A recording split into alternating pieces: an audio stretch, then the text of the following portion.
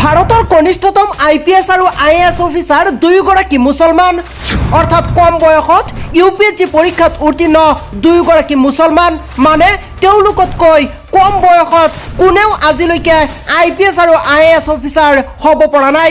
Number 1 Shafin Hasan ভাৰতৰ ভিতৰত কম বয়সত IPS অফিচাৰ হোৱা একমাত্ৰ ব্যক্তিজনেই হৈছে শাফিন হাসান। তেওঁৰ ঘৰ গুজৰাটত। মাত্ৰ 22 বছৰ বয়সত IPS অফিচাৰ হৈছে তেওঁ। 2018 চনত IPS অফিচাৰ হিচাপে নিযুক্তি লাভ কৰিছিল এইগৰাকী শাফিন হাসানে। অৰ্থাৎ আজিলৈকে শাফিন হাসানৰ ৰেকৰ্ড ভংগ কৰিব পৰা নাই কোনেও। নাম্বাৰ 2 আনছৰ শেখ। আনছৰ শেখ মাত্ৰ 21 বছৰ বয়সতে IAS অফিচাৰ হৈছে। অৰ্থাৎ ভাৰতৰ ভিতৰত সৰ্বকনিষ্ঠতম IAS অফিচাৰ হৈছে আনছৰ শেখ। তেওঁৰ ঘৰ মহাৰাষ্ট্ৰত, বৰ্তমান কৰ্মৰত পশ্চিমবংগৰ মালদাত। 2016 চনত UPSC ক্লিয়াৰ কৰিছিল এইগৰাকী আনছৰ শেখে। আজিলৈকে আনছৰ শেখৰ ৰেকৰ্ড ভংগ কৰিব পৰা নাই কোনেও।